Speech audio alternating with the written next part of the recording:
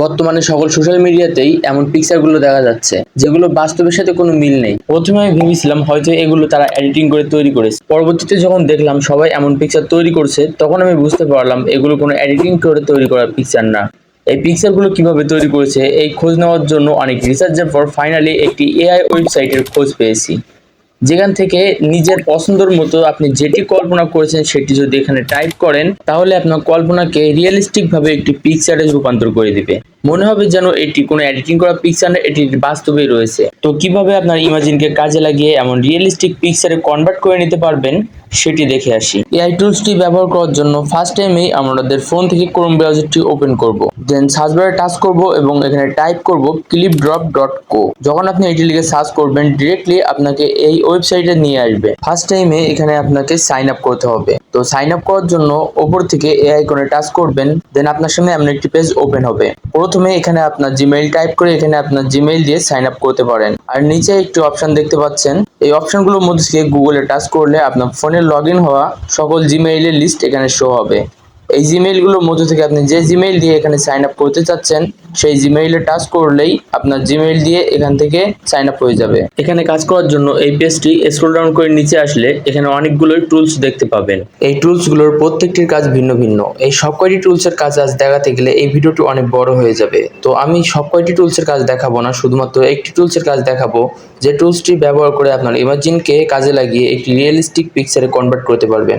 এজন্য প্রথমে যে টুলসটি দেখছেন স্টেবল ডিপ ফিউশন এক্সেল, এখানে টাচ করবেন।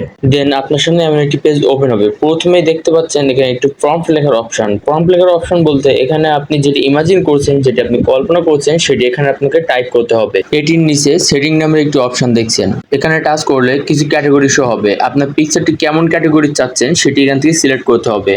আপনার পিকচারটিতে আপনি কেমন লুক নিতে যাচ্ছেন, যেমন সিনেমাটিক লুক নিতে যাচ্ছেন বা ফটোগ্রাফি বা ডিজিটাল আর্ট, আপনি যেমনটি চাচ্ছেন তেমনটি এখান থেকে সিলেক্ট করতে হবে। ডিফল্ট ভাবে নো স্টাইল এটি সিলেক্ট রাখলে আপনার ইমেজটি আরো রিয়েলিস্টিক মনে হবে। দেন এখানে টাচ করলে আরো একটি অপশন দেখতে পাবেন অ্যাকসেপ্ট রেশিও। আপনার ইমেজটি কেমন সাইজে তৈরি করতে চাচ্ছেন, সেটির সাইজ কেমন হবে, লম্বা চওড়া কেমন হবে সেটি এখান থেকে সিলেক্ট করতে পারেন। আবারও এখানে টাচ করলে একটি অপশন দেখতে পাচ্ছেন নেগেটিভ প্রম্পট।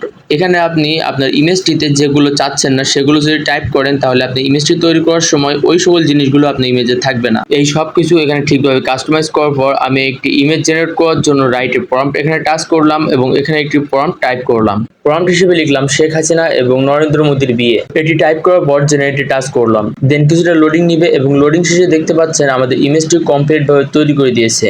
এখন ইমেজটি ভালো করে লক্ষ্য করলে দেখতে পাবেন নরেন্দ্র মোদী এনার ফেসটি খুবই রিয়েলিস্টিক মনে হচ্ছে, কিন্তু যে শেখ হাসিনার যে ছবিটি আছে এখানে সেটি রিয়েলিস্টিক মনে হচ্ছে না। এই জন্য ব্যাগে এসে আরো একটি প্রম্পট লিখলাম মার্ক জুকারবার্গ নদীতে মাছ ধরছে। দেন জেনারেটে টাচ করলাম।